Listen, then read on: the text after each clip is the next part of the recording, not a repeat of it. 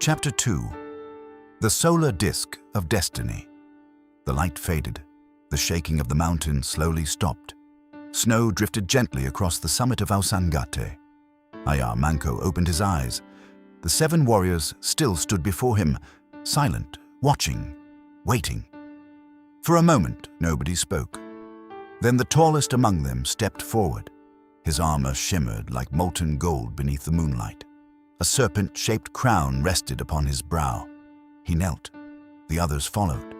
"We greet the son of the sun." Ayar immediately rose to his feet. No, The warriors looked up.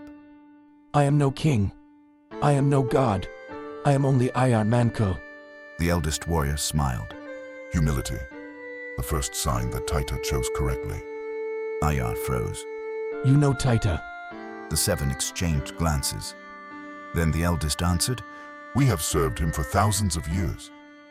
My name is Hatunalko, leader of the Brotherhood of the 7 Rays. He pointed toward the stars above. Long before the Inca Empire existed, Taita gathered us to protect humanity from forces that should never return. A cold wind swept across the summit. Ayar stared into the darkness. What forces? The smile disappeared from Hatunalko's face. The same forces that destroyed civilizations before yours. Suddenly, the sky changed. The stars vanished. Dark clouds rolled across the heavens, and once again, Taita appeared. Not as flesh, not as spirit, but as a giant cosmic silhouette formed from starlight itself. The Brotherhood immediately knelt. Ayar Manco, The voice echoed across the mountain. you have awakened the Brotherhood, but your journey has only begun. Ayar stepped forward. You said there was still hope. There is. The stars above shifted. A vision appeared, an enormous golden disk floating within a hidden temple. Rivers of light circled around it. Time itself seemed to bend near its surface. The sight was beautiful and terrifying. The solar disk. Ayar stared. The artifact from the vision. Taita nodded. The first key. The last creation of the children of the sun before the Empire fell. Ayar's heart raced. What does it do? The universe around them became silent. Then Taita answered. It unlocks time. The Brotherhood exchanged uneasy glances. Even Hatunalko appeared disturbed. The stories were true. He whispered. Taita continued. The Aramu-Muru portal is merely a doorway. The solar disk is the key. Together they can open pathways across centuries. Ayar slowly understood. The vision of destruction, the burning temples, the collapse of the empire. Everything could still be changed. If we find it, we can save them. Taita's eyes glowed like dying suns. Perhaps. The next morning, the Brotherhood began its journey. Their destination lay beyond the known Andes, a forgotten region erased from every map. The Valley of Sleeping Suns, a place feared even by mountain spirits. Legends claimed no man who entered ever returned. The path was brutal. Days became weeks. Weeks became moons. The warriors crossed frozen peaks, bottomless canyons, ancient forests untouched since the beginning of the world. Yet something watched them, always, hidden among the mountains, watching, waiting. One night, Ayar sat alone beside a fire. Sleep refused to come. The visions haunted him, the screams, the destruction, the burning house of the sun. Then a familiar presence appeared. Taita. The guardian sat beside him. Neither spoke for a long time. Finally, Ayar broke the silence. Am I truly capable of changing history? Taita looked toward the stars.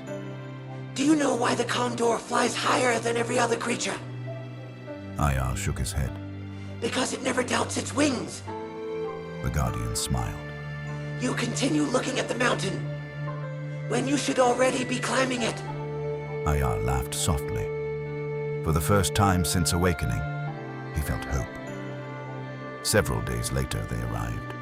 The Valley of Sleeping Suns. The Brotherhood immediately stopped. Before them stood a city impossible to explain. Entire temples floated above the ground. Golden rivers flowed through the air.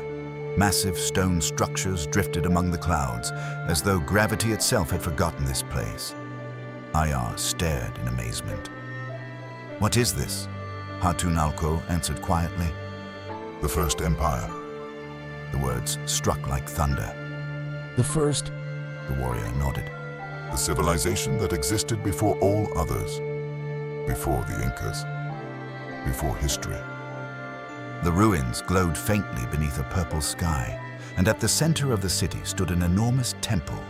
A temple surrounded by floating rings of light, the Temple of Time, home of the solar disk. As they approached, the ground trembled. A deep roar echoed across the valley. Ancient stone guardians emerged from the ruins. Giants, far larger than the creature Ayar fought upon Ausangate. Their eyes burned with celestial fire. Each carried weapons carved from stars. The Brotherhood formed a defensive circle. The giants blocked the entrance. One stepped forward. Its voice sounded like mountains breaking. Who seeks the first key? Silence. Then Ayar stepped forward. The giant stared. The world itself seemed to hold its breath. Ayar raised his head. I am Ayar Manco, son of the sun. I seek the solar disk. The giant stared into his soul. Moments felt like centuries. Then, it slowly stepped aside. The others followed. The path opened. The Temple of Time welcomed them, but hidden deep within the darkness, something else had awakened. Something ancient, something that remembered the destruction of empires, and it had been waiting for Ayar Manco. To be continued.